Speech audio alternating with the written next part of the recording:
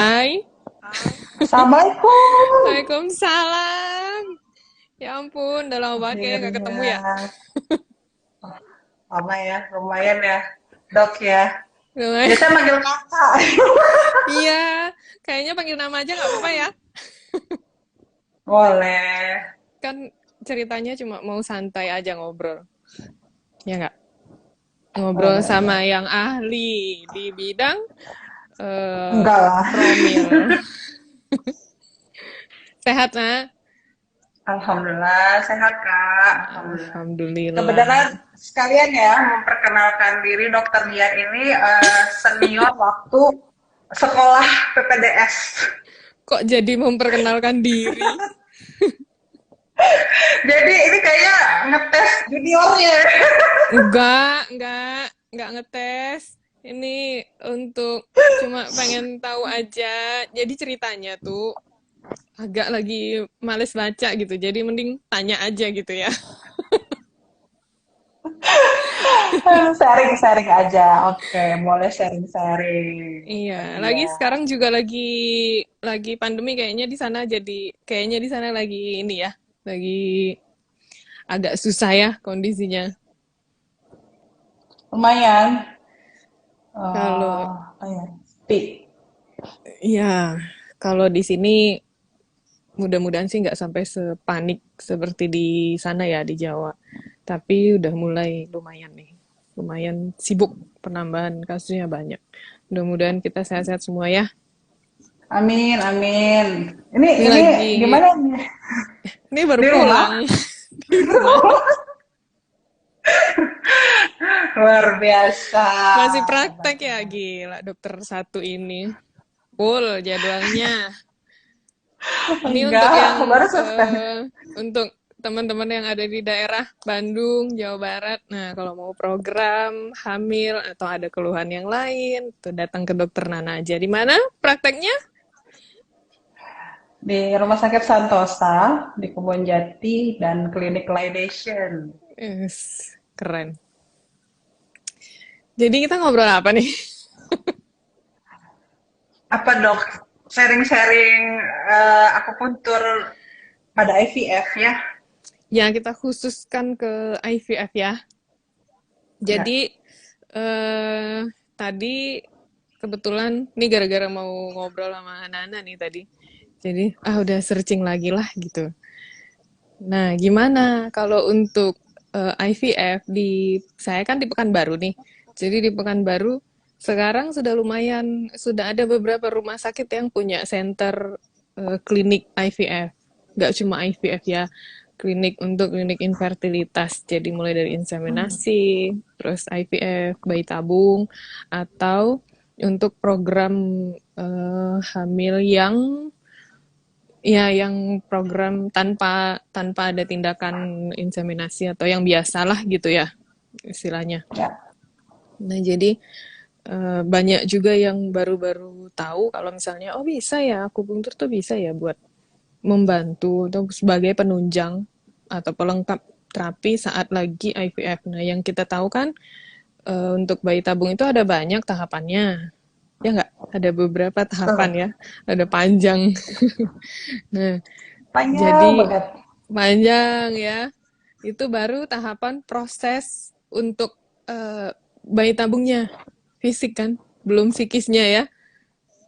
Nah, jadi silakan Dokter Nana, silakan nah dijelaskan akupunktur itu bisa masuk di tahapan yang mana gitu, sebelum atau ya di apa di setiap tahapannya bisa masuk atau nanti pas waktu udah mulai mau proses bayi tabungnya gitu.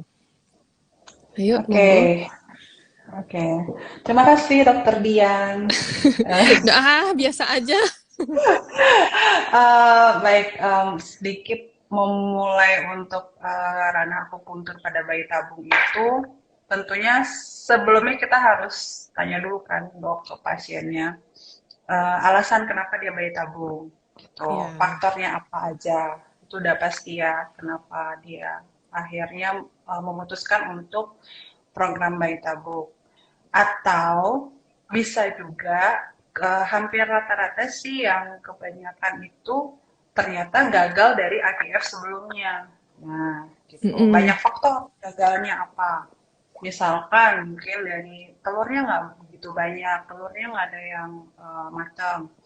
Terus dinding rahimnya tipis Mm-mm. atau nggak nempel, embrionya nggak nempel. Nah, itu kan benar-benar faktornya dari quality dari sel telur dan sperma tentunya. Nah, cukup kita tahu satu penyebabnya apa dia, kenapa dia akhirnya melakukan program bayi tabung itu, kita tahu dari situ kita gali lagi. Gagalnya di tahap mana nih? Gitu. Yang tadi saya udah menyebutkan beberapa ya dok ya. Misalnya dia gagal di sel telurnya nggak matang, berarti mungkin stimulannya tidak ada. Kita bagi tiga kategori Mm. pasien yang normal, artinya normal responder, artinya dia semua oke, dalam kondisi oke, AMH oke. AMH itu hormon untuk mengetahui hormon pemeriksaan hormon untuk mengetahui cadangan sel Mm-mm. telur ya. Nah, terus Pada wanita ya. ya pada wanita Mm-mm. di compare dengan USG. Nanti pada saat dia ke objin, dicek folikelnya benar nggak, sesuai nggak dengan Mm. nilai AMH-nya. Mm-mm. Kadang gini, nggak, kalau secara teori ya sesuai ya kan. Kalau kalau makin usia wanita tersebut masih muda, otomatis cadangan sel telurnya Masih banyak. masih banyak ya kan. Ya. Nah tapi setelah pada prakteknya itu jomplang. Yang ada eh, yang ada usia muda tapi AMH-nya low, AMH Mm. kecil atau satu, bahkan ada yang 0, nah itu memang nggak bisa dirubah sih namanya AMH ya kan, itu faktor AMH. Lalu yang kedua mungkin dari dinding rahimnya kok nggak Mm-mm. berkembang nih ya, masih tipis saja, nggak mencapai triple line atau nggak mencapai nilai 8 atau lebih sampai dengan Mm-mm. 12 misalkan ya. Artinya dia itu termasuk dari poor responder. Ini tadi ada normal responder, poor responder, sama high responder. High responder ini yang tipikal pasien-pasien yang PCOS dok. Mm-mm. PCOS Yang ya, PCOS banyak nih kasusnya sekarang ya. banget banget banget. Hampir di Bandung kayaknya banyak banget. Banyak. Banyak banget. Nah, dari situ kita kelompokkan kan udah tiga nih. Kita golongkan Mm-mm. pasien-pasien kita dari tiga ini. Otomatis pemberian stimulan juga berbeda nantinya pada saat ya stimulasi obat IVF ya, tentunya ya Mm-mm. dari objinnya ya dari dokter kandungan. Kok dia dosisnya segini dok, kok saya segini, biasanya gitu ya kan, ada Iya. komunitasnya ya dok ya. Iya, iya, Nah betul. itu yang terjawab lah mungkin, yang sampai saya mungkin banyak pasien-pasien yang nanyain gitu ya, kenapa ya, faktornya itu tadi, kita termasuk Mm-mm. yang mana nih buat pasien-pasien. Nah terus balik ke tahapan tadi, tahapan tentunya mulai dari tahapan persiapan. Iya. Tahapan persiapan itu bisa 3 sampai 6 bulan lamanya Hmm. ya kita Panjang ya. terapi akupuntur ya. Terus tahap persiapan, setelah itu lanjut ke fase tahap apa tuh namanya, prastimulan. Ya. Jadi kalau misalkan pasiennya itu oh dok, ditanya gini ya, pasien, dok saya udah disuntik nih di hari ke-21. Nah itu Mm-mm. artinya dia memakai protokol panjang atau dinamakan di sini tahap prastimulasi. Mm-mm. Hmm, jadi hari ke-21 haid distimulasi, artinya itu si hormonnya benar-benar direset ulang dok, gitu. Jadi Oh, oke. dibikin seperti hipoestrogen, artinya dia akan merasakan gejala menopause dini gitu ya. Hmm. Mm-mm. Ya, gitu. Setelah itu baru nanti masuk ke tahap stimulasi yang suntik Hmm. folik FSH, suntik GNRH, semua di situ. Nah, lalu setelah tahap stimulasi kita masuk ke tahap petik telur dan pengambilan sperma Ya. biasanya. Heeh. Nah, dari situ lanjut lagi baru kalau memungkinkan dan telurnya bagus-bagus nih ya, baru di embrio transfer. Dan Hmm. terakhir, tahapan terakhir itu tahap implantasi, artinya menunggu apakah embrio ini akan menempel atau tidak gitu ya. Hamil, jadi awal kehamilan sih 2 minggu lamanya. Seperti itu dok, kalau untuk tahapan. Berarti itu Tahapan pertama. tahapannya mulai dari tahapan persiapan lebih yang tadi itu kita ngobrolnya lebih ke untuk perempuan ya berarti ya. Ya, betul. Karena untuk masalah infertilitas atau program hamil kan tidak hanya perempuannya aja, laki-lakinya juga kan ya harus dua-duanya juga ikut diperiksa semua. Nah, yang tadi dijelaskan yang untuk perempuan. Nah, yang untuk pertanyaannya di tahap pertama persiapan yang lumayan makan waktu 3 sampai 6 bulan, itu eh, yang dipersiapkan itu apanya tuh?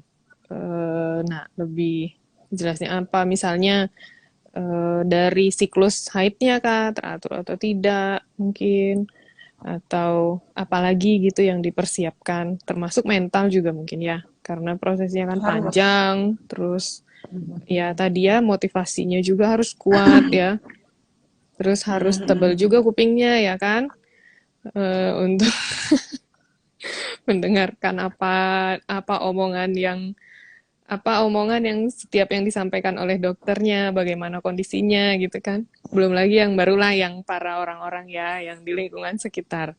Ya, Untuk siap menerima hasil setiap dari pemeriksaan, entah hasil lab, cek darah, hormon, USG dan lain-lain gitu ya. Nah, jadi di tahap pertama, di tahap persiapan itu apa apa aja kira-kira yang harus dipersiapkan biasanya dan masuk bisa nggak di sana mulai terapi akupunkturnya? Oke, untuk tahap pertama persiapan justru lebih baik dilakukan akupuntur itu minimal 3 bulan lamanya. Minimal 3 bulan ya. Ya, kalau memang wanita tersebut atau pasangan tersebut tidak ada masalah apa-apa ya, dalam artian tidak Iya. begitu kompleks penyakitnya gitu Mm-mm. ya. Eh, ada keluhan yang lain-lain mungkin. Tapi kalau misalkan kayaknya berat nih PCOS-nya udah berat gitu ya, terus Iya, suaminya ada masalah di gangguan sperma. Nah, itu harus mungkin itu diperbaiki lebih dulu ya. mundur lagi, ya mundur lagi 6 bulan. Nah, kenapa kita butuh spare waktu tuh 3 sampai 6 bulan? Alasannya ini, jadi ada tahapan, jadi untuk folikel itu ada tahap seleksi folikel. Mm-mm. Kalau untuk ya folikel, balik lagi ya ke ini ya dok ya, ke fisiologi kayaknya. Jadi ada, kalau kita kan wanita itu ada udah dikasih telur sekian gitu ya, sekian banyaknya. Nah, itu nggak bisa diganggu gugat ya kan. Tidak bisa ditambah, tidak bisa Nggak bisa, dikurangi. nggak bisa dikurang-kurangin. Jadi Tapi stoknya cuma segitu ya. nah stoknya segitu. Tapi gimana caranya setelah dia butuh waktu itu sekitar 1 tahun tuh ya untuk apa namanya tuh ini ya apa prosesnya itu ya dok ya. Nah, setelah dari situ Nah, nanti nah, panggil berkembang tuh. nama aja, nah, panggil nama. Oke, oke. Setelah dari situ ke folikel, nah itu ke primer, sekunder, akhirnya jadi Ya, mencari folikel dominan gitu kan. Normal kan seperti itu. Itu butuh siklus waktu hidupnya, ya. sekitar ya butuh waktu sekitar 180 190 hari ya, Dok. Mm. Dokter dia, Uli Dian. Nah, Seratus jadi delapan puluh hari itu kira-kira sekitar berapa tuh 6 bulan ya? ya Kurang 6 lebih. bulan. Nah, jadi seenggaknya kita perbaiki dulu di situ waktu yang tepat, artinya golden time-nya untuk quality sel telur ya pada saat Iya. lamanya seperti itu. Tapi kalau misalkan untuk sperma sih cukup lah ya 3 bulan karena proses dari sperma itu sendiri, pematangan sperma itu kurang lebih ya 60-70 Butuh hari waktu ya. lebih lebih Nah, pendek ya daripada ini sel telur. hmm, Itu berarti hmm. berapa kali frekuensinya? Biasa 1 kali seminggu cukup nggak kira-kira? Kalau tanpa ada PCOS, tanpa ada komorbid yang lain, berat Kalau badan ya proporsional, nggak obes gitu. cukup seminggu sekali nanti Seminggu pada sekali saat cukup. sudah masuk ya, pada saat sudah masuk tahapan stimulasi kita seminggu 2 kali gitu. Hmm. Jadi sebagai terapi pendamping. Berarti bisa dibilang hampir di setiap tahapan tuh bisa di akupunktur ya, sampai Ya, nanti betul. setelah implantasi juga bisa. Ya, Jadi implantasi itu bisa. kan setelah ya kan sel telurnya yang sudah bagus ini nanti diambil, terus sel sperma juga diambil di luar ditemukan gitu kan. Jadi terjadi nggak Ya, pembuahan di sana gitu. Kalau terjadi pembuahan, kemudian selnya membelah, membelah, membelah sampai jadi embrio. Nah, baru embrio itu nanti ditanamkan lagi ke dalam rahim yang perempuan ya. Nah, itulah yang disebut dengan tahapan implantasi. Nah, saat implantasi itu kan ada beberapa waktu untuk menunggu ini kan nempel atau enggak gitu kan. Nah, itu boleh nggak di akupunktur di saat itu? boleh banget. Jadi bisa, pertama pastinya waktu 2 minggu itu bisa memunculkan penyakit baru, dalam artian Ya, stres. ya betul. Jadi, betul. Jadi, dok, banyak yang bilang, berarti saya harus bed rest, atau harus gimana ya, Iya, dok? Gitu harus ya, bed enggak harus rest, ya. berhenti kerja, Betul. cuti, terus disuruh tenang, nggak mikirin apa-apa gitu. Iya. Kan malah makin stres ya. Betul, betul banget. Jadi seenggaknya bukan yang bed rest total di tempat tidur, tetap melakukan hal ringan, terus akupuntur boleh. Di mana kita porsinya akupuntur buat itu meningkatkan implantasi itu bisa banget dong. Terus Ya, selain bikin tenang ya, bikin relaksasi ya dengan relax. akupuntur. Ya, jangan khawatir mungkin para ibu-ibu atau bapak-bapak yang wah nanti di akupuntur bikin ini nih gugur ya, keguguran, Iya, abortus gitu ya. Tentu kalau enggak ya. dilakukan oleh praktisi yang memang di bidangnya, ya kan, eh, tentu tidak akan menimbulkan yang namanya abortus, keguguran. Iya, betul. Gitu. Itu aja sih. Dilakukan oleh praktisi klinisi yang benar-benar mengerti apa yang dikerjakannya ya. Ada Ini dokter sekalian, dokter dok Okta ya. Salfok nih sama alisnya dokter Dian katanya. oh ya ada lagi nih ya. Nih memang nih dokter Okta ini Oh, ditunggu-tunggu loh di Jakarta loh, gak ketemu-ketemu, gak datang-datang iya dianya. kita mau itu kursus kapan itu ya? Iya, Gak mau mau jadi-jadi. treatment. Ini sekalian ada yang nanya juga Ya. berhubungan dengan stres tadi, karena apa enggak lebih pertanyaannya gini, apa akupunktur laser efektif untuk IVF karena justru stres karena takut dengan jarum gitu. Nah, gimana tuh? Itu kayaknya bukan masalah baru ya, karena yang stres dengan jarum tuh banyak sebenarnya. Jadi kadang-kadang tuh udah denger jarum mau ditusuk, jadi udah pada stres. Padahal sebetulnya jarumnya nggak sesetres itu sebenarnya ya. Gimana tuh? Betul. Belum tahu kali ya. Mungkin konsul dulu aja, datang dulu ya. Nanti dokternya akan menjelaskan secara detail terkait jarumnya mungkin ya. Mungkin dari situ lebih tenang ya.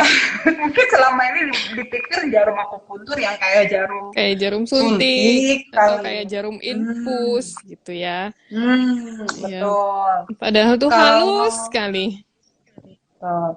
Kalau untuk teknik laser misalnya bagi yang takut jarum pada kasus untuk program bayi tabung itu sudah sudah ada sih penelitiannya, studinya udah ada laser akupuntur pada bayi tabung.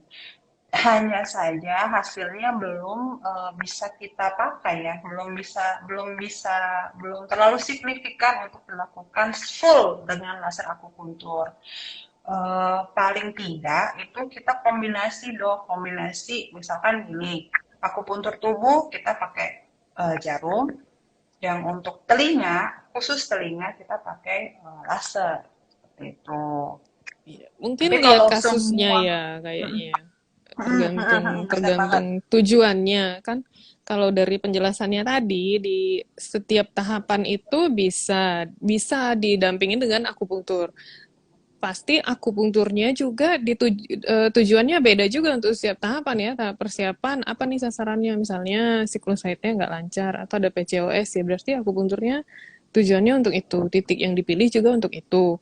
Nah nanti pas implantasi atau setelah implantasi tadi, oh pasiennya stres atau terlihat lebih cemas gitu. Nah, akupunkturnya tetap di akupunktur tapi tujuannya untuk relaksasi, untuk menekan hormon stresnya gitu. Jadi titiknya pun yang dipilih beda. Jadi setiap tahapan Betul. tuh beda-beda. Nah, untuk modalitasnya yang bisa dipakai, ya mungkin nggak ada yang mungkin untuk single single teknik teknik Modalitas. satu teknik aja dari awal sampai akhir mungkin agak susah ya karena kan ada Betul. nggak bisa mungkin ya kita harus kombinasi kan. Ada Hmm. beberapa tujuan, misalnya relaksasi nih di titik ini lebih bagus stimulasinya dengan jarum dibanding dengan laser misalnya, atau di sini lebih bagus dengan jarum dibanding dengan listrik titiknya gitu. Ya, betul. Jadi apa aja tekniknya sebenarnya semua bisa dipakai. Eh, tapi mungkin jelasnya ya memang datang dulu konsultasi ngobrol banyak. Kalau misalnya takut jarum, nah diomongin gitu ya dari awal dikasih tahu takut jarum nanti kita ngobrol lagi, jarumnya juga bisa dikasih lihat kan ini loh bisa dicoba dulu nggak sih di tester dulu gitu rasanya kayak gini sebelum di ini kan dilakukan tindakan ya Ya, karena biasanya awal-awal bilangnya memang takut jarum tapi setelah dilakukan paling tuh pasiennya bilang oh gini gini aja ya ternyata nggak seserem yang dibayangkan gitu. betul, betul banget. Pokoknya kalau saya dok, untuk pasien baru itu udah 1 jam sendiri untuk menjelaskan. Ya untuk Jadi ya memang iya mulai bener dari kayak anamnesa ngobrolnya ya lama kan, memang itu di awal. sampai detail masalah jarum pun, karena itu bagian dari inform konsen kita kan, namanya kita Ya tindakan ya, minimal ya invasif. Jadi karena apapun kalau kita kita dijelaskan. harusnya kalau kita menempatkan diri juga sebagai pasien kan, kita juga akan lebih lebih bagus kalau kita tahu nih kita mau diapain nih, pakai apa, kayak gimana nih ukurannya, rasanya gimana gitu ya. Memang sih rasa kan agak subjektif ya, tapi jarum akupunktur sih masih sangat-sangat bisa ditolerir rasanya. Nah, terus ada yang ini juga, iya nih banyak yang belum familiar dengan jarum akupunktur jadi udah takut duluan. Terus ada yang komen juga, justru nggak berani lihat jarumnya. Nah, yang kayak gini-gini nih di awal diomongin dulu gitu ya. Karena kan ada beberapa yang, dong nanti kalau mau ditusuk kasih tahu dulu ya gitu. Ada juga yang udah dong nggak usah kasih tahu tusuk aja gitu kan. Tergantung orang ya, manajemen stresnya tuh kayak gimana. Terus eh biasanya ini panggilnya dokter Nana atau panggil nama aja boleh gak sih? Mana boleh? Udah terbiasa. Iya, Boleh Nana aja, dokter Dian, nggak apa-apa, kan? Nana aja. Ah, tuh ada Biasanya, Dokter iya, ini Marwin, kayaknya. selamat bergabung. Nih, ada pas di pertanyaannya si dokter Okta, dokter Oh ya, anti aging dan estetik yang paling hits se-Jakarta dan Manado nih.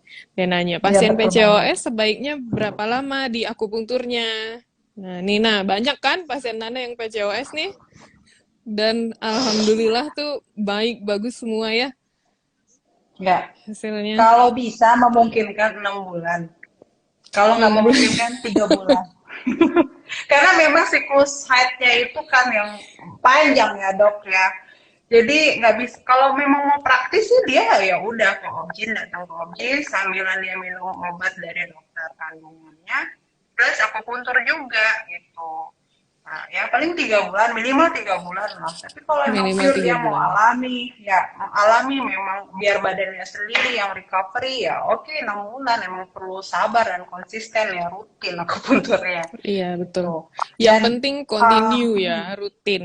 ya dan banyak kok nggak maksudnya nanti PCOS kan apa ya nggak harus ke bayi tabung nantinya bisa hamil alami Iya, gitu. kadang juga gitu loh, lagi sebetulnya mungkin pasangannya mau datang tuh buat promil nih kan, periksa. Terus ternyata ketemu nih ada PCOS dan yang laki-lakinya suaminya normal nih, bagus. Nah, istrinya PCOS, nah sambil minum obat dari Objin, terus sambil di akupunktur. Nah, kadang tuh ya, kadang-kadang tuh nggak kadang sih, sering kadang. Kalau lagi, padahal nih masih program, masih PCOS nih, lagi terapi untuk PCOS. Tapi ternyata kok udah berapa lama kok nggak datang, belum datang lagi ya pasiennya, ternyata sudah hamil ya kan. Ada juga tuh beberapa tuh yang obes misalnya kan, obesitas pasiennya. Terus ya kalau mau promil kan itu pasti harus semua kalau bisa tuh nilainya dalam batas normal semua, mulai dari berat badan, terus hasil-hasil lab, tensi dan lain-lain itu. Nah, Ya. padahal lagi program untuk nurunin berat badan dulu nih. Tapi pun nurunin berat Hmm, badan juga nggak boleh instan juga ya. Ada betul. batasannya, berapa, apa nih targetnya per bulan tuh berapa gitu. Kadang berat Nanti badannya, pengaruhnya ini kalau terlalu apa namanya instan itu ya pengaruh balik lagi ke imbalance hormonnya. iya, jadi kayak ngerjain satu, tapi muncul satu yang baru gitu. Kadang baru Betul. berat badannya baru mau OTW mau normal nih, tapi ternyata loh udah ya alhamdulillah udah hamil gitu kan. Padahal nih baru di tahap untuk nurunin berat badan atau baru di tahap untuk terapi PCOS nih, belum masuk nih untuk terapi yang untuk infertilitasnya. Beda-beda Ya. pasien, beda-beda ininya, eh, respon badannya. Ini pertanyaan lagi dari Dokter Okta. Kebanyakan pasien PCOS keluhan penyertanya jerawatan kan? Ada tips gak buat atasinnya? Rekom titik aku mundur Tipsnya? dong. Ini si Dokter Okta nih padahal udah ngerti loh aku mundur. Nah, ini baru Iya, nih nguji nih dia nih. nggak usah dijawab kayaknya ya. Kayak temanya kan bayi tabung bukan PCOS. Nyolot deh. Nah, jadi kalau gimana ya? Kalau aku Biasanya puntur tuh kadang sebenarnya kan kalau lagi promil kan memang beberapa obat tuh hormonalnya efeknya ke kulit memang ada ya. ya otomatis kalau ya PCOS gimana ya? 3 faktornya metabolik, psikologis, sama reproduksi. Selama dia ada belum normal dari sisi metabolik ya otomatis dengan gangguan jerawat ya hiperandrogen itu terus akan ada. Caranya seperti apa? Ya dia harus pertama PCOS itu yang pertama sekali terapinya adalah modifikasi gaya hidup, Gaya hidup. olahraga, iya, kalau makannya diet sehat ya, diet artinya bukan diet nggak makan gitu, Diet sama seimbang ya. yes, sama ya akupuntur suportifnya untuk biar dari badannya ya yang merecover dibantu olahraga gitu. Tapi kalau olahraganya hanya exercise-nya seminggu, iya dok seminggu sekali itu juga kalau jalan kaki doang gitu ya, ya nggak bisa. Atau saya udah olahraga tapi ini apa cuma yang kerjaan pekerjaan rumah gitu itu nggak ada no target nggak ada target sama sekali gitu. Saya udah olahraga dong, tapi kan pandemi nih nggak boleh keluar, jadi saya nggak bisa olahraga. Nggak ada alasan. Mau Ternyata lebih punya galakan tujuan dia. nggak jadi gini pasiennya datang, tujuan lu apa gitu kan? Lu mau hamil, lu mau gimana? Kalau emang ini effort dari lu apa kan gitu ya dok Iya, ya. betul. Nah, jangan kita yang terus, oh ayo, ayo kita udah Jangan support nih dengan terserah deh akupunktur. dokter mau bikin apa aja saya ngikut gitu. Tapi jadi bebannya ke kita semua gitu ya. Benar, benar, benar, benar. Nah, kalau untuk apa? Ya itu kan misalnya kalau misalnya nih PCOS jerawatan terus sambil sambil treatment di klinik kecantikan boleh nggak untuk jerawatannya? Boleh, boleh Boleh banget. ya, Nggak boleh. ada masalah. Iya, boleh. Karena kembali ke Di mana sebabnya aja lagi ya. boleh. Kalau kalau Betul. sebabnya karena imbalance hormonalnya, ya itu harus diperbaiki dulu. Kalau sebabnya metabolik, metaboliknya harus diperbaiki juga. Kalau sebabnya infeksi ya lebih gampang lagi. Infeksi kan tinggal udah jelas Titik dikasih antibiotik. obat. Iya. Nanti ya Dokter Okta kita share ya. Terus ada lagi pertanyaan, dok kalau suami astenoterato bisa diakupunktur juga ya? Bisa nggak Nan? Astenoterapi bisa. Astenoterato. Bisa, insya Allah bisa dilakukan. Asal rutin dilakukan akupuntur. Tentunya kalau memang apa ya ada permasalahan, kita mesti tahu dulu nih penyebabnya apa. Kalau bisa gangguan sperma bisa bisa sebelum akupuntur mungkin eh, konsul dulu ke dokter androlog atau ke dokter urologi untuk melihat dari sisi buah zakarnya gimana, hormonnya gimana gitu ya. Apakah ada sumbatan atau tidak. Jadi kalau memang tidak ada Iya. sumbatan, akupuntur bisa berperan dari untuk gangguan sperma tersebut.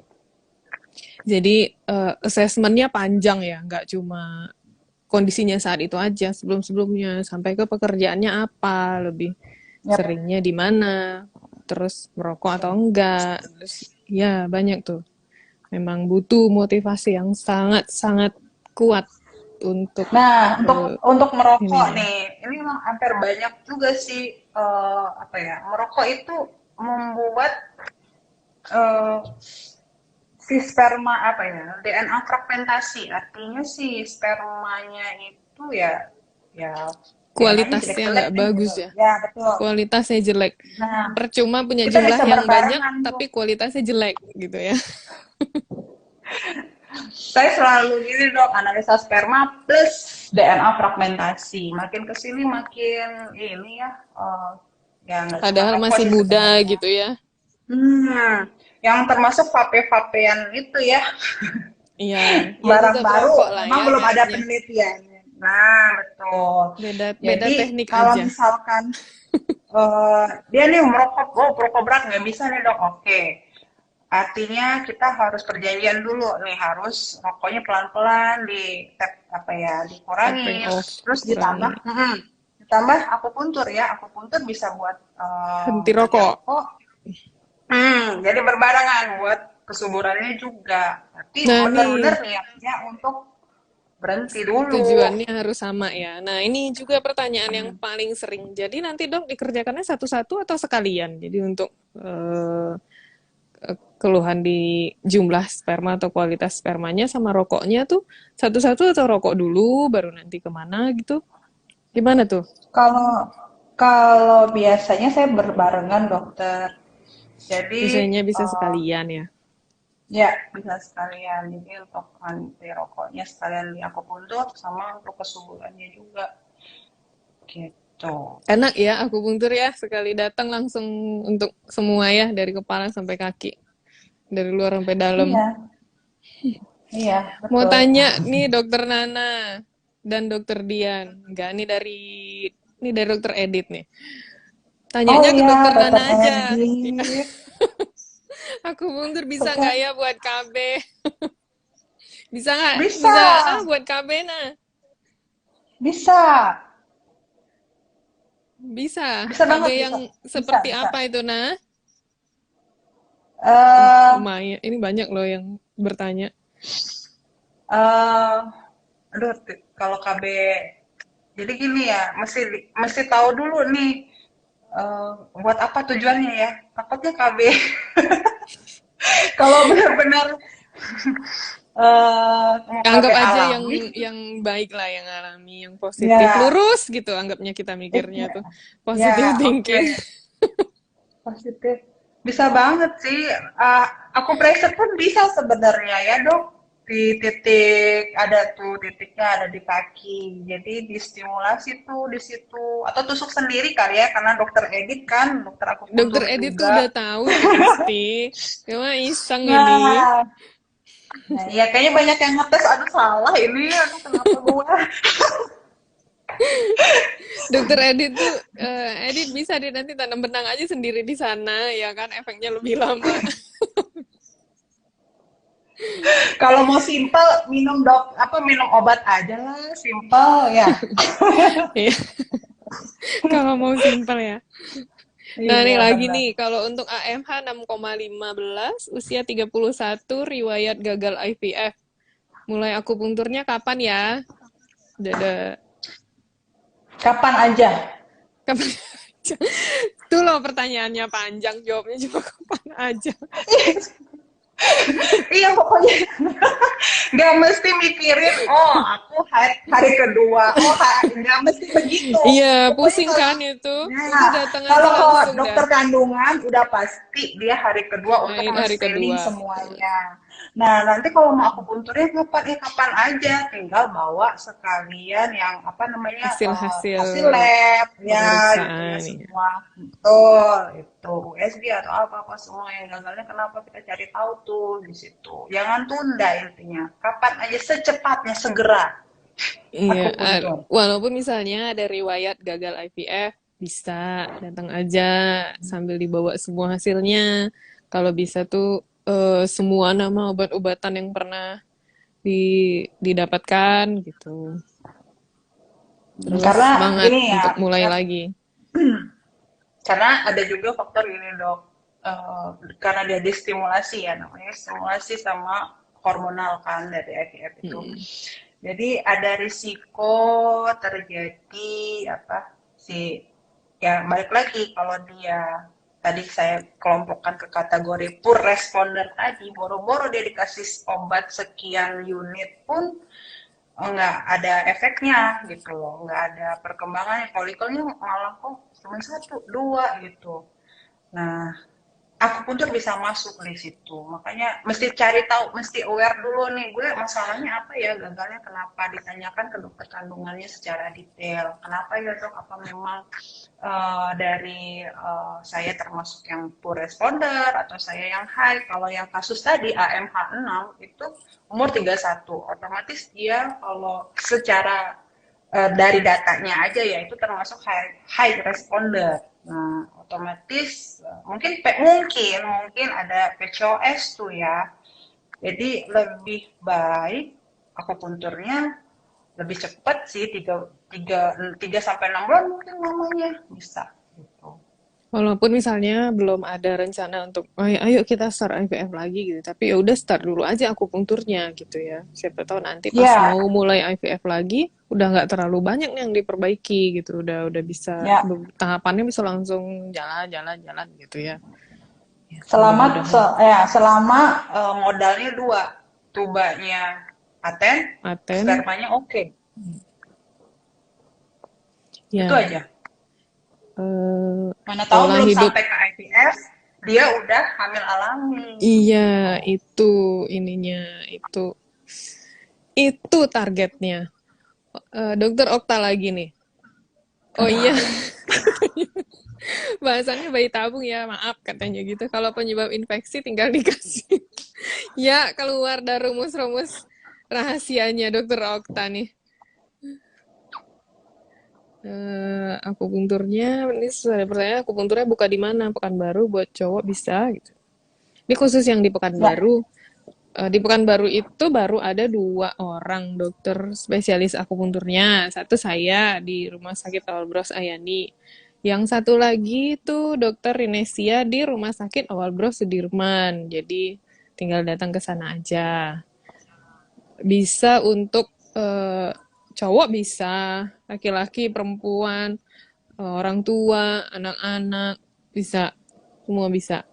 Tidak ada batasan usia untuk akupunktur. Memang nanti biasanya memang di akupunktur kan 1 kali tindakannya sekitar berapa menit? Nah, setengah jam ya rata-rata ya. Ya, kurang lebih. Kurang Sekalian lebih beberes setengah dan jam. lain-lainnya gitu. Itu baru akupunkturnya. Nah, kadang di awal tuh kita butuh ngobrolnya tuh yang agak lama biasanya. Anamnesanya tuh yang lama tuh. Yes, Eh, setuju. karena iya biasanya kan kita nggak cuma nanya keluhannya apa. Oh sekarang nyeri begini begini gitu kan. Tapi kita juga pasti nanya, iya sebelumnya gimana riwayat sebelumnya, dulu pernah ini enggak, dulu gitu enggak, ada olahraga enggak, tidurnya cukup enggak, makannya gimana, pas enggak, kayak gitu ya. Jadi agak panjang. Ya. Terus Nggak ada yang nanya mm, tentang bayi tabung ya? ada yang nanya itu Kecoa kan KMH dan lain-lain. Tadinya mau ngebahas khusus ya tentang bayi tabung ya. Kalau PCOS tuh banyak ya. Depan belakangnya aja S tuh loh sindrom, jadi kumpulan beberapa gejala dan pasti tuh banyak ya. yang perlu dibahas. Nah, memang yang paling penting kalau mau akupunktur itu adalah motivasinya, niatnya, continue karena kadang memang namanya semangat. Semangat tuh kan kadang-kadang kayak iman ya suka naik turun. Jadi sebulan ini sebulan ini semangat, nanti bulan depan mulai ya, males-malesan Ya, gitu kan. Kok kayaknya kalau nggak kalau ada kayak gitu, Dok. perubahan gitu kan. Ya, Sering nih kan betul. begitu kan. Kalau kayak Jadi, gitu, kita support dengan gini. Tujuannya apa? Endingnya hasilnya tuh mau punya anak kan. Nah, otomatis kan butuh usaha, butuh ikhtiar ya. Nah, ya, jadi benar-benar konsen gitu. Kenapa harus seminggu 2 kali? Kenapa harus kok berturut-turut sampai enggak lu ngomong sampai 12 kali misalkan gitu. Ya mm-mm. udah lu kesinse aja. Santai, santai bos. Nah Jadi tuh, dosis sama dosis pertanyaannya si maksimal dokter artinya Okta tuh. dosis kumulatif artinya. Ini kayak dosis obat. Dikasih antibiotik ya, dokter Okta, dikasih antibiotik untuk 3 hari. Otomatis itu dosisnya udah maksimal segitu, ya kan, untuk penyakit itu gitu. Nah, kalau aku puntur, memang harus sampai 10 atau 12 kali, itu udah maksimal segitu. Nanti break istirahat. Nah, kecuali ada penyakit mungkin bukan bayi Sabar. tabung, bukan bayi tabung. Mungkin yang nyeri, nyeri, nyeri itu harus terus ya. Mungkin Iya. nggak harus seminggu 2 kali ya Nggak, berturut-turut. sebenarnya Atau pertanyaannya si dokter Okta itu kalau nggak mau bolak-balik ditusuk, program bayi tabung ini bisa nggak pakai thread akupunktur benang gitu, diulang berapa oh lama? nggak nggak bisa Pak. Ini habis ini Kenapa nggak ditelepon nih, bisa? kok gue yang diomel-omelin? Maaf, mohon maaf lahir batin. Nggak. Beda dong kasusnya. Kalau untuk tanam benang lebih kayaknya ke arah metabolik ya, metabolik. Tapi kalau untuk kasus bayi tabung itu karena kan ada prosesnya Pak, ya proses dok kok Pak dok gitu ya. Jadi ada Pak dokter. prosesnya. Jadi mengikuti dari stimulasinya gitu. Kalau hanya Iya. sekedar dari benang yang ditanam, ya tanam benang akupuntur gitu kayaknya tidak akan berefek, Nggak tidak akan apa ya. maksimal ya. Karena nggak semua Nah, begitu. titik bisa ditanam benang, ya kan? Ada beberapa titik Betul, yang nggak bisa ditanam benang. Jadi, Okta, betul. lo harus mau bolak-balik ikutin prosesnya. Oh, mau bayi tabung, dokter Okta? Serius? Nggak, Baru ini dia tahu, dia serius? nanya buat pasiennya kayaknya nih. Oh gitu. Titipan pertanyaan berarti. Iya, Oh iya dokter, ini ada pertanyaan titipan. pertanyaan. Dok, untuk dokter umum sama dokter spesialis, apa yang bisa disembuhkan? Mungkin gini kali ya, dokter umum apa, dokter spesialis apa? Mungkin masih bingung nih karena Maksudnya dokter netizen. umum untuk yang bisa disembuhkan. Iya, Apanya tuh? maksudnya apa-apa? Penyakit-penyakitnya apa aja yang dokter umum, oke, ini dokter Oh, spesialis, oke, itu gitu. jatuhnya ke kompetensi ya. Oh iya, tuh dokter Dian coba di titipan pertanyaan tolong dijawab. Nanti aja kita jawab ya itu ya. Ini ada lagi nih, Dokter Nana menjelang hari haid itu sebaiknya lanjut treatment akupunktur atau enggak? Ah, banyak juga yang nanya, Ah, Dok, saya lagi haid, boleh nggak di akupunktur gitu? Mungkin mirip-mirip boleh. kali. Boleh, boleh. Nggak ada masalah. Mau sebelum, mau lagi haid, mau sesudah haid, nggak ada masalah. Secepatnya aja kalau memang ada keluhan, oh haidnya memanjang, oh haidnya memendek nih gitu. Ya udah langsung Iya, aja nggak ada akupunktur. intinya tuh ya, nggak ada syarat-syarat khusus kalau mau akupunktur dan nggak ada perlakuan-perlakuan khusus setelah akupunktur ya. Boleh, bebas Ya, mau ngapain. ya Kadang kan secara juga, umum. ya, kadang juga masih ada yang nanya, Dok, ini kan habis akupunktur boleh mandi nggak? Hah? Boleh gitu. Kenapa nggak boleh mandi? Boleh, boleh gitu. Nih lagi nih, Dok, kalau misalnya diminta 12 kali akupunktur untuk IVF, lalu di beberapa pertemuan tidak hadir, diganti pertemuan lain mengganggu nggak efektivitasnya atau harus benar-benar rutin? Itu tadi yang mau saya tanya juga. Kalau sudah 12 kali, langsung lagi atau jeda dulu? Jeda dulu, baiknya jeda dulu 2-3 minggu, nanti akupunktur lagi gitu. Terus Hmm, kalaupun dia berhalangan tidak bisa, usahakan minimal 1 kali lah, seminggu itu ada 1 kali gitu. Kalau memang nggak bisa banget, tapi iya, kalau iya. misalnya terlalu lama, lebih mungkin dari 1 minggu ya kita balik dari awal, ulang dari nol ya Pak. Iya, sambil berdoa ya. Mudah-mudahan yang kemarin efeknya masih bertahan sampai sekarang. Karena akupunkturnya pakai jarum atau pakai laser atau pakai press needle atau nanti diajarin aku pressure di rumah. Nah, ada waktunya gitu. Dia hanya sampai berapa lama nih bertahannya. Yang sekarang efeknya sampai beberapa hari ke depan aja. Makanya continue itu perlu, rutin itu yang perlu. Dok, berarti semua dokter spesialis akupunktur medik bisa treatment untuk penunjang bayi tabung ya? Bisa.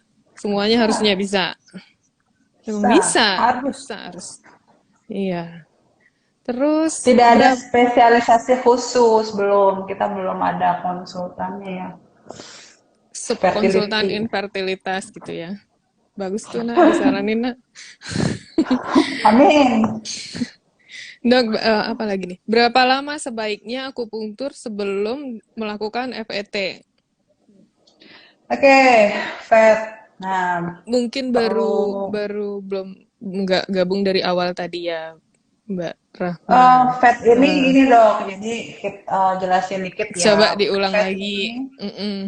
ya, Fed ini frozen embryo transfer. Artinya pada tahap embrio, pada tahap penanaman embrio mungkin terjadi penundaan gitu. Akhirnya beralih ke frozen embryo transfer. Nah, tahapan dari frozen embryo transfer ini tergantung dari si dokter kandungannya ini di center fertility-nya ini menggunakan protokol mana nih gitu ya. Apakah Mm-mm. dia protokol alami atau protokol panjang atau protokol pendek. Nah, itu beda. Nah, jadi akupuntur di mana nih bisa masuknya? Jadi seenggaknya 1 bulan mau FET itu udah akupuntur gitu. Satu Jadi bulan minimal sebelumnya. yes, nah ya. Jadi dengan catatan haidnya oke ya semua gitu nggak ada yang masalah gitu ya. Tapi kalau memang ada permasalahan baik lagi haidnya atau gimana gimana karena tujuannya apa ya memperbagus si dinding rahim sih tujuannya untuk frozen embryo transfer itu bukan lagi untuk ke sel telur enggak sama sekali ya. Nah tujuannya beda targetnya tuh beda untuk dinding rahim itu lebih Mm-mm. baik memang Itu 1 bulan sebelum FET. 1 bulan sebelumnya. Berarti nanti dokter objinnya dong harus ditanya kapan jadwalnya ya. Terus Ya jangan dadakan gitu ngasih taunya. enggak biasanya udah terprogram sih dari Objin. Oke, dari kandungan tuh oke bulan depan ya kita mulai FET-nya tanggal udah ada rujukannya gitu, Dok. Nah, Jadi kalau misalnya bulan depan ya kita mulai, berarti kan ya cuma punya waktu 1 bulan kan berarti harus langsung. ya terapi. Nah, Mm-mm. tinggal dokter akupunturnya mengklasifikasikan ini pasien apa nih? Apakah dia kemarin tuh kenapa nih riwayat kok bisa Hmm. fat sih gitu loh ya, itu satu. Terus yang kedua, apakah dia memang dari yang tadi yang saya bilang pur atau high atau normal gitu. Kalau memang Respon ya. nggak ada ya betul. Kalau memang dia ternyata udah usia juga gitu ya, udah lebih dari 35 tahun, mungkin kita lebih seminggu 3 kali mungkin bisa jadi ya akupunturnya. Nggak Iya, harus seminggu 2 kali. Kita kejar target biar dinding rahimnya triple line lebih baik gitu ya. iya nih Selama Mbak. sih Mbak Rahmanya bilang, iya maaf saya baru gabung. Oh nggak apa-apa Mbak, saya seneng kok suruh dokter Nana ngulang lagi penjelasannya.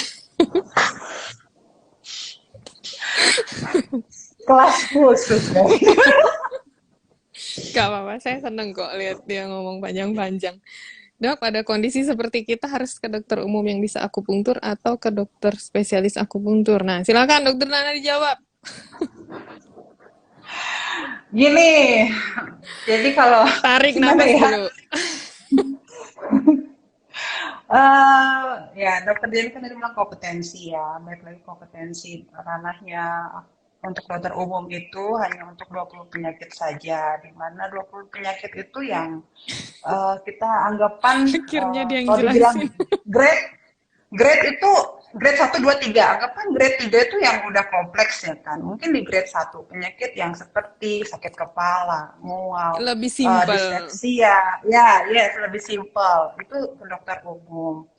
Nah, mungkin kalau Yang untuk bisa kasus begini, akupunktur, yang punya kompetensi akupunktur. ya punya kompetensi akupuntur benar. Nah, tapi kalau udah kompleks, ya coba dong ke dokter umum bisa aja gitu. Tapi gimana ya? Saya susah sih dok. Kalau udah lebih lebih Memang kan tingkatannya kita udah tuh, iya, kompleks, artinya kan lebih merujuk ke spesies gini deh, anggapan gini deh. Kayak apa ya? Susah ya. Yang lain bidan dan dokter objinnya, dokter kandungannya. Nah, bidan tuh apa pemeriksaannya? Kalau untuk udah ke arah miom segala macam ya, miom, PCOS gitu, PCOS. bidan ngerjain nggak ya PCOS gitu loh, mikirnya. Ya, karena kalau ngomong kompetensi kan berat ya. Terus jam belajarnya juga beda. Yang Hmm. dipelajarin juga materinya jauh berbeda banyaknya jumlahnya. Terus tekniknya juga jauh berbeda. Nah, kalau misalnya untuk IVF ini kan kita tuh kerja sama tim ya. Nggak cuma kita aja kan. Kalau kita praktek di rumah sakit ataupun kita di klinik misalnya, itu kan nanti kita pasti berkomunikasi sama dokter objinnya, sama androlognya ya. Kalau ada metabolik juga sama penyakit dalamnya gitu. Jadi eh, ya ini agak susah ya menjelaskannya kalau di Iya, sini. mungkin Kalau telepon berdua aja lebih gampang nih. kalau Jadi case memang gini, mungkin untuk dokter umum, kalau memang case-case-nya udah kompleks ya, saya menyarankan untuk dirujuk ke tingkat yang lebih tinggi ya, ke dokter spesialis akupuntur. ya. Mungkin gitu ya dok ya. Terus satu lagi Eh, ada masalah baru misalnya. Nah, jumlah spesialis akupunktur di daerah kan masih belum terlalu banyak. Jadi mungkin memang betul. kalau memang misalnya nih agak susah ya keluar kota 2 kali atau 3 kali seminggu. Baiknya untuk yang di awal ketemu dulu lah sama dokter spesialis akupunkturnya. Nah, nanti kalau misalnya memang tidak memungkinkan untuk bolak-balik lagi pandemi, lockdown, mini lockdown di daerahnya gitu. Nah, nanti bisa ngobrol lah paling. Paling enggak nanti dari SPAK-nya paling pasti ngasih tahu nanti mesti begini begini begini. Atau dokter umum yang mengerjakan di sana nanti bisa dikasih catatan lah mestinya seperti ini di simulasinya begini begini begini kerjakan yang ini sekian Setuju. kali gitu gitu ngobrol gitu kadang-kadang karena kadang-kadang tuh nggak apa ya sebagian besar dokter umum yang mengerti yang pernah belajar akupunktur kan tempat belajar akupunktur nih banyak nih ya tapi kalau akupunktur medis kayaknya masih bisa dihitung pakai jari ya berapa di Indonesia gitu. Nah, kebanyakan setelah belajar itu jatuhnya ke estetik tuh perginya gitu. Nggak nggak mengerjakan yang kasus kayak metabolik, gangguan imbalance hormonal gitu, nggak mengerjakan yang lain. Sementara kalau kasus IVF, jangankan IVF yang kompleks gini ya, PCOS aja tuh kompleks loh itu kasusnya. Banget, Nah itu nggak, banget. jadi kita mikirnya tuh nggak cuma, oh nih hormonnya aja nih yang nggak seimbang. Nggak semudah ngomong hormon yang nggak seimbang. Di PCOS itu kan lebih dari itu, di belakangnya tuh ada banyak gitu. Jadi nggak asal akupunktur ya titiknya di peta atlasnya ya itu aja memang. Tapi kombinasinya tuh yang perlu gitu. Kombinasinya pas nggak? Sesuai nggak sama kebutuhan pasiennya? Yang PCOS tuh banyak pasiennya. Tapi saya yakin nggak semua pasien PCOS tuh titiknya sama. Jadi kayak ya demam, makannya paracetamol ya. Tapi kan semua kasus demam ya udah kasih paracetamol. Tapi kan nggak cuma paracetamol yang bisa nurunin demam kan. Ada ibuprofen, ada yang lain gitu. Nah itu sesuai kondisi gitu, disesuaikan sama kondisinya. Ya disitulah seni mengutak atiknya ya. Dan biasanya pun setiap pertemuan akupunktur pun pasti ada beberapa titik yang sama, ada beberapa titik yang beda di setiap kali pertemuan kan? Ya nggak? Betul. Tuh, udah panjang-panjang cuma betul aja. Tambahin kek. Iya, pengalaman juga sama dok. Ada pasien Iya, juga kayak datang. kasus sakit kepala aja ya. Sakit Itu kepala aja terus kayaknya. beda-beda ya. Hmm, saya akupuntur di tempat ini dan titiknya itu aja. Nah itu ya saya nggak bisa apa ya, ya kompetensi balik lagi ya tidak. Tapi ya kita nggak Mm, bisa menyalahkan juga karena mungkin pas datang ketemu betul. kita beda kan kondisinya sama ketemu yang dokter yang lain. Yang ketemu Nana mungkin keluhannya beda, ketemu saya mungkin keluhannya ya beda lagi gitu kan. Gitu. Nah Betul ini betul udah mau betul. 1 jam nih loh. Nanti putus sendiri nih. Oke, ya. Tadi aku nggak Apa ngelihat gimana jam dok? berapa lo mulainya. Nah, Oke. jadi akupunktur bisa banget buat yang lagi mau program hamil. Ada ada ada apa ya? Bisa dibilang dosisnya ya. Ada dosisnya akupunktur itu berapa kali frekuensinya, terus dan lain-lain dan lain-lain. Itu bagusnya nanti konsultasi sama dokter spesialis akupunkturnya yang ada di sana. Ya, Kalau yang di Bandung, Jawa Barat, dah ke dokter Nana aja. Udah terbukti ya kan banyak dari banyak. penjelasannya aja tuh udah jelas banget tuh dari tadi tuh udah berapa SKS nih kalau kita kuliah nih. Sama tuh dok. Enggak, kalau di Pekanbaru nih udah ada sih klinik bayi tabung, IVF tuh udah ada. Tapi memang Baru satu atau udah beberapa? udah ada dua rumah sakit Oh di dua, sini. oke. Udah Di lumayan Bandung banyak. sendiri tiga. Wah, 3 ya. Mm-mm. Udah lumayan banyak. Terus, tapi ya itu lagi di Jawa, di Jakarta, Bandung, Surabaya, Jawa dan Sumatera kan beda ya. Orang yang terpapar dengan akupunktur itu nggak sebanyak di sana gitu. Jadi kadang di sini konsultasinya mungkin lebih banyak, lebih panjang ngobrolnya. Dimulai dari akupunktur itu apa sih dok? Akupunktur itu kayak gimana? Oh yang ditusuk sarafnya ya. Oh yang ditusuk apa gitu. Nah, jadi kita yang di daerah mungkin punya punya effort kerja 2 kali. Karena pertama menjelaskan akupunkturnya apa, baru masuk ke penyakitnya apa. Nah, baru nanti terakhir gimana gitu. Hmm, benar. Mahal nggak di sana akupunkturnya? Oh, terjangkau banget. Serius. Yakin banget loh mukanya ngeliat terjangkau banget ya itu. Nah, nih lagi Iya, terakhir nih. soalnya. Ini ada pertanyaan terakhir sebelum kita close ya. Dong, wajar nggak kalau di akupunktur ada biru-biru di kulit terus kadang keluar darah dari area tusukan? Oh, berdarah gitu ya. Sampai lebam. Wajar nggak?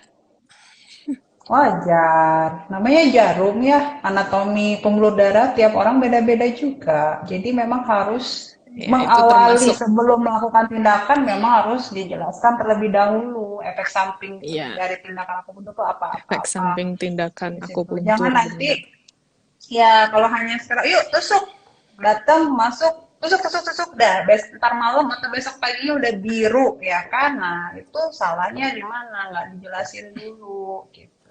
Dan itu tidak Iya, berbahaya ya, yang namanya memar tidak nggak. membahayakan jiwa. Itu nanti juga seminggu paling lama hilang. Ini lagi ada Ya. pertanyaan dari Dokter Litwina yang di Jakarta.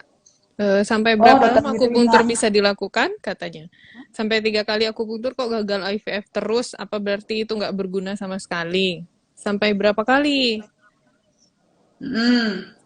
Eh, apa nih untuk bayi tabung? Atau Iya, gimana ya? untuk IVF, IVF. Kok jadi kok udah 3 kali sampai 3 kali akupunktur kok gagal IVF terus? Apa berarti akupunktur itu nggak berguna? Terus Oh, sampai berapa bukan. lama bisa dilakukan? Oke, kita ikutin siklus dari bayi tabungnya aja, dari dokter kandungannya aja gitu. Kalau misalkan dia sudah tiga, jangan patokan gini ya, jangan patokan di akupunturnya. Akupuntur tuh mau sampai berapa lama juga nggak ada batasan harusnya gitu. Tapi kalau misalkan kita ngikutin dari siklus bayi tabung, kalau bayi tabungnya ternyata kok nggak bisa nih, dan ditanya kenapa permasalahannya, bisa jadi dari entah kualitas dari embrionya itu, entah dari telurnya, entah dari spermanya. Oh, 3 kali siklus akupunktur Ya, maksudnya. Jadi bukan oh berarti tiga. kayak kok udah di akupunktur nih gagal-gagal terus nih IVF-nya apa gara-gara akupunkturnya atau akupunkturnya mungkin nggak ada efeknya nih kayaknya gitu. Nah, belum ada studi. Biar biar saya yang nanya agak lebih sinis gitu. Nggak, jadi memang nggak. Kalau 3 kali siklus sudah gagal, balik ke objinnya, ditanyakan ke dokter kandungannya gitu. Permasalahannya apa? Mungkin ada miss nih dari, entahkah ada kendala dari rahimnya sendiri, entah ada, kita nggak tahu, belum, nggak bisa akupuntur, nggak ada eh, untuk apa ya, risiko Akupunktur terjadi tuh kegagalan. iya, efek merugikan tubuh Ah, itu nggak ada dan nggak ada. dokter dokter pun Betul. sengaja untuk merugikan pun juga nggak ada. Tidak ada, dan dia kan hanya jarum ya, nggak ada obat ya. Nah, kalaupun dia suplemen juga ya, vitamin-vitamin ini is okay, wajar. Tapi kalau kayaknya bukan dari apa ya, kayaknya akupuntur yang di ini kayaknya belum ada juga ya. Justru Iya. suportif banget buat bayi tabung. Belum pernah ketemu tuh yang namanya. Iya, berarti memang harus harus ya harus semangat ya, harus jangan cepat menyerah, harus terus terus dilakukan. Nah, kayaknya bentar lagi mati sendiri nih, Nak. Udah 1 jam. Oke, oke. Tapi Oke, masih ada mau satu closing aja? pertanyaan. Oh, Ya apa masih lagi? ada satu pertanyaan terakhir. Kalau setelah ET masih harus akupunktur nggak? Apa nggak dilakukan pun nggak apa-apa. Bisa iya, bisa enggak. Betul, bisa iya, bisa enggak. Balik lagi konsultasi.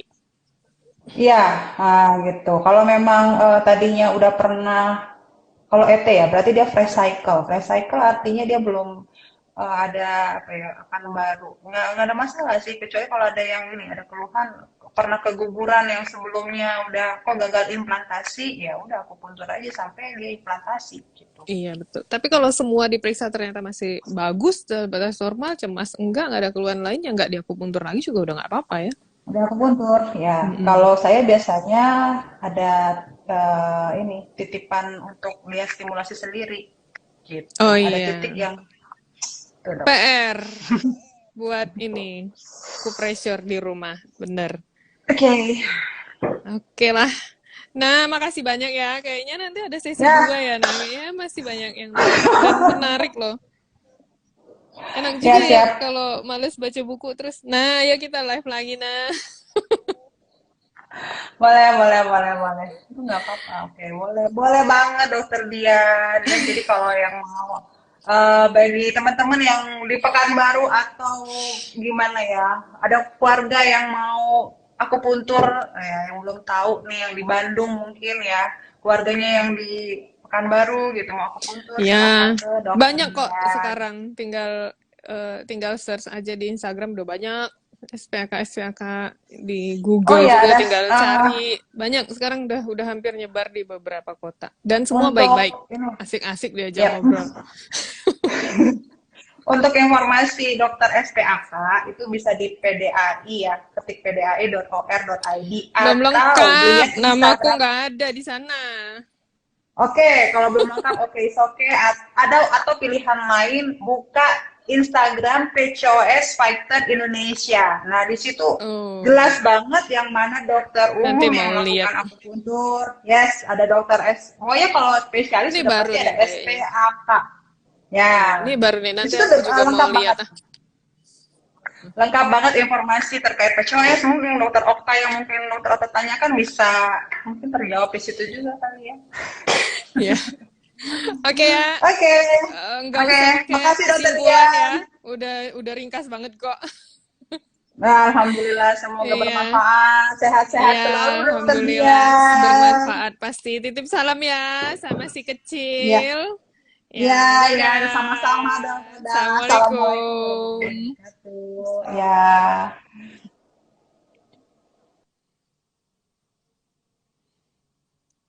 Ya, terima kasih semuanya. Assalamualaikum warahmatullahi wabarakatuh.